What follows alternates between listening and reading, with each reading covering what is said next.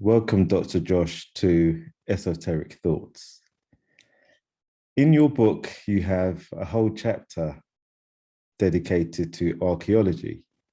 And one of the queries that I've had through doing my own research is, why is there a museum of the Bible that showcases various Bibles over the centuries, but there's not a museum that showcases biblical artifacts?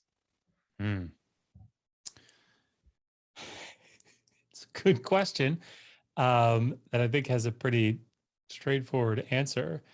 Um, when you think about something like a museum of the Bible, the point of it, I think, sort of unapologetically, from their point of view, is to show the historical veracity of the Hebrew Bible or of the New Testament, whatever. The problem is that so many of the important stories that come from the Pentateuch, for example, they're what do we have, right? Like, what do we have from the Exodus? And even if you set aside the question of which tradition of the Exodus you're talking about, like, what do we have? Got nothing.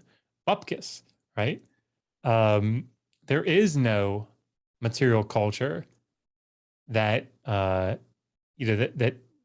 be evidence, like direct evidence for an Exodus. And of course, this is why the consensus scholarship is that while there probably is some historical kernel that stands behind the Exodus tradition or traditions, probably more likely multiple kernels spread throughout the second millennium, that there is, I mean, obviously there's no 3 million people that walk out of Egypt, right?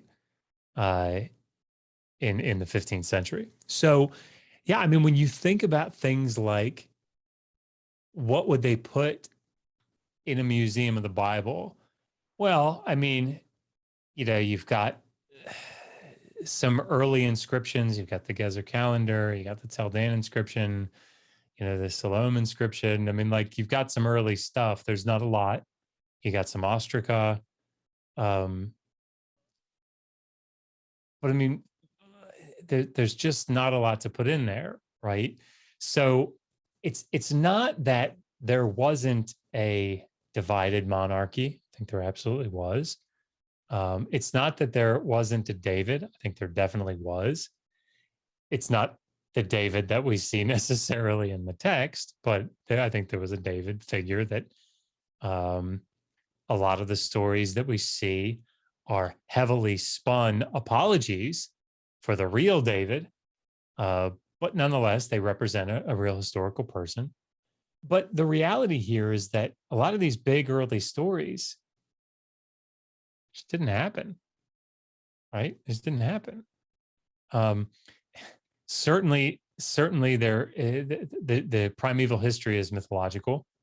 Genesis 1 through 11, it's mythological texts. The patriarchal narratives, Genesis 12 through 50. Maybe there was a real Abraham. Maybe. Certainly not that guy that we read about in the story. Maybe there was a real Isaac. Maybe there was a real Jacob. Maybe, like, again, in a very small kernel, there's historical reality to him, but it's not what we see. Like, the stories that we see in the patriarchal narrative are not real. They're not, sorry, these aren't real stories. So, a lot of these big things that we would expect or hope, maybe, I know I did as an evangelical Christian, to have evidence for direct material culture, archaeological evidence for, we don't. And so, you're not going to find, like, here's a piece of the wall of Jericho, or, like, wasn't anything there. Here's a piece of the wall at Ai. Well, there was no city at Ai at that time. So, it's because we don't have the evidence for a lot of these big stories that happen early. And the other thing is, as far as as far as textual tradition goes, we're working with very late copies, right? The earliest copies that we have come from the Dead Sea Scrolls. And so they're dating to, I mean, I think at the earliest end of the third century. But most of it are coming from the second and first centuries BCE. Just in case anybody's interested, go read Dr. Kip Davis on this. He's a Dead Sea Scrolls expert, an expert in the Second Temple period, late Second Temple period in particular. But I mean, like, these are much later manuscript copies that we have. So we don't have autographs. We don't even have earlier manuscripts. This is pretty late stuff. So yeah, I mean, I think that is a big reason that a lot of these early stories are incredibly problematic historically and archaeologically. So once again, making direct reference to your book, you state, we saw that the material culture from the Philistine sites, including pottery, etc., regarding the foreigners who eventually settled in Canaan. This, however, contradicts the biblical account, which has the Philistines inhabiting the land of Canaan long before the Israelites arrived, as described in the book of Genesis. Can you clarify that? So, if you read through, and this is not a problem that's new. Like, I didn't discover this. Has been a problem for a long, long time. When you read through the book of Genesis, you see the Philistines. And of course, this is a period that is purported to be much, much earlier than when we know the Philistines arrived.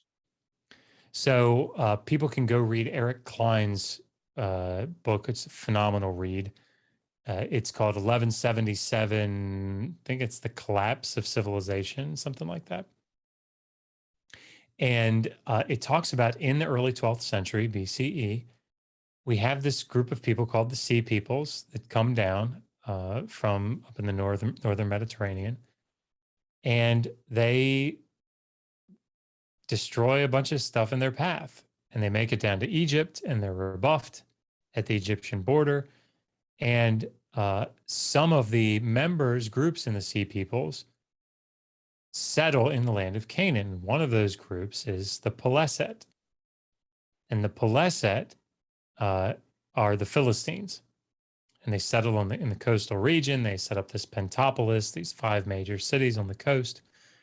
And you see in the biblical record that they, early in the pre-monarchic and in the monarchic period, with Solomon, with Saul, with David, Solomon, they're a problem with the Philistines, right? Fighting with the Philistines. So the problem with this is we know when they get there. We know this archaeologically, and we know this textually, not from biblical texts, but from like Egyptian texts. There are inscriptions at a place called Medinet Habu, and along with iconographic representations of the Sea Peoples and the Peleset. So, it's in this period when the Philistines show up. And this is a problem for the biblical story because the way the Bible presents it during the patriarchal narrative in the book of Genesis is that they've been there, sort of in force, and they're not, right? This is an anachronism.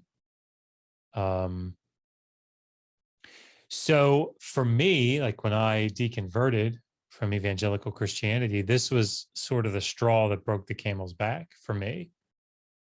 It was, I was confronted with a lot of information, and this was just, for whatever reason, the thing about the Philistines was just the last straw for me. It was like, oh my gosh, like here it is, another thing that historically makes, the inerrancy and inspiration of the text incredibly problematic. So I go into some detail in the book, purposely more detail probably than anywhere else in the book,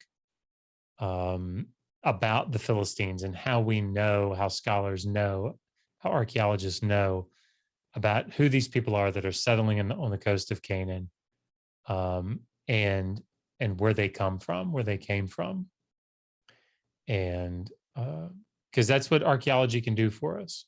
right? It's a much more unbiased source because stuff that you dig up out of the ground, and you're looking at the material culture that you're not just what's on the thing that you pull up out of the ground and if there's something written on it, but actually the material itself. Where was it found?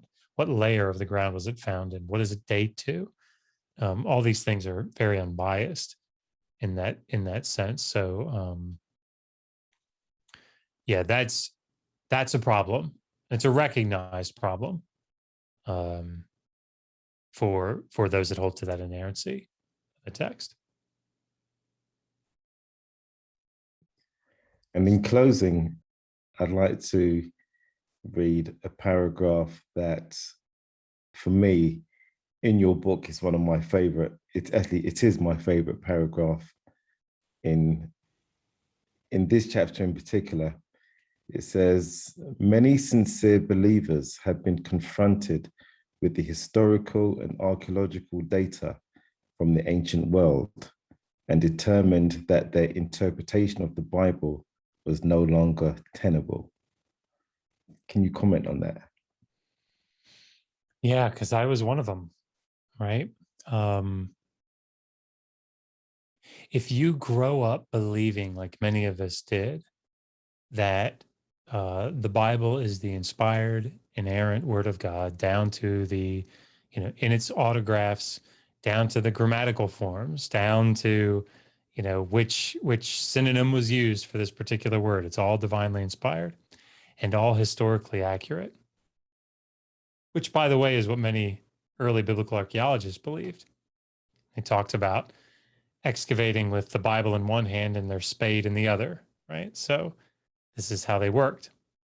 Well, the problem is that as they excavated, it became very clear that what the biblical texts are presenting is not what they're digging up. So, a good example of this is the Exodus, right? One of the formation stories of the nation of Israel, one of the two big origin stories. And the way the biblical text presents it, it's a 15th century, middle of the 15th century, 2.5 million, 3 million people walk out of Egypt after the nation of Egypt suffers 10 supernatural plagues, right? Including the death of all the firstborn. Well, they're supposed to wander in the wilderness, primarily around the city of Kadesh Barnea, and then come up to the land and under Joshua go in and conquer. Well, sorry to say, not only has archaeology not found any corroborating evidence for the story, but in fact, we know quite a bit archaeologically and historically from these periods to know that it's not the case. And so, for example, James Hoffmeyer, who is a brilliant Egyptologist, conservative evangelical scholar, who does phenomenal work in Egyptology, when he comes to the Exodus, even he will say, okay, Exodus 12:37, 600,000 fighting men. You can't have 600,000 fighting men leaving Egypt. 3 million people can't leave Egypt, right? It's impossible. There are only 3 million people in New Kingdom Egypt in total. So you can't have the entire population leaving. It doesn't make any sense. So what does he do with that? Well, instead of saying, well, this must be just historically inaccurate, he says, well, maybe 1,000 doesn't mean 1,000 there.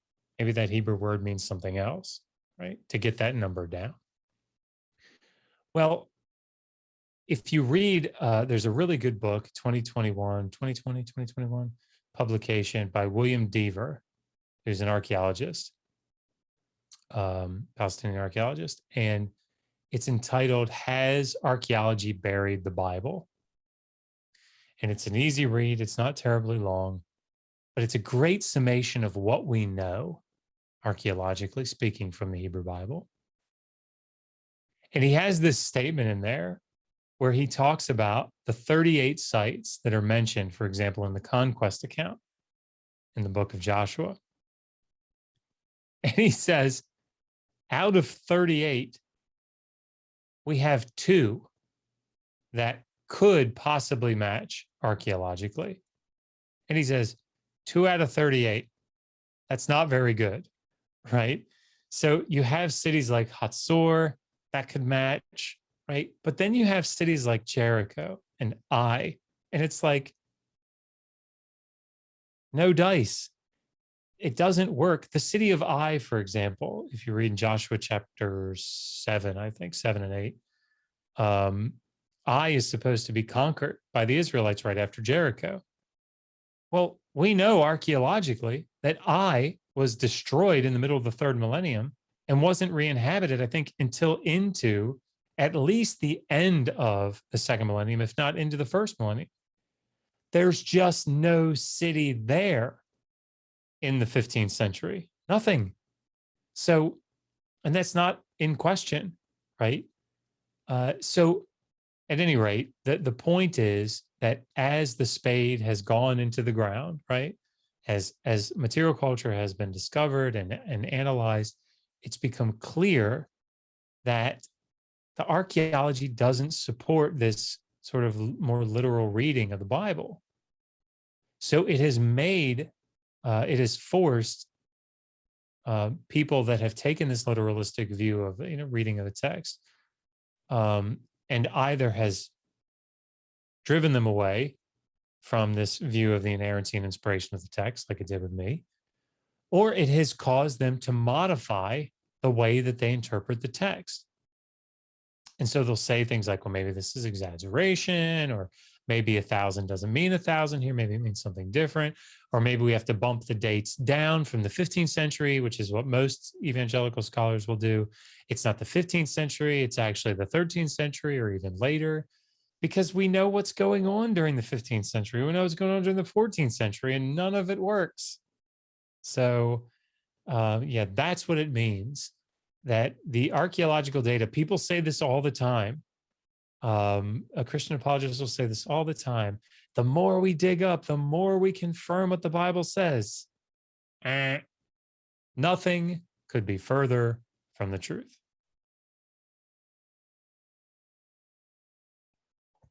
Thank you, Dr. Josh.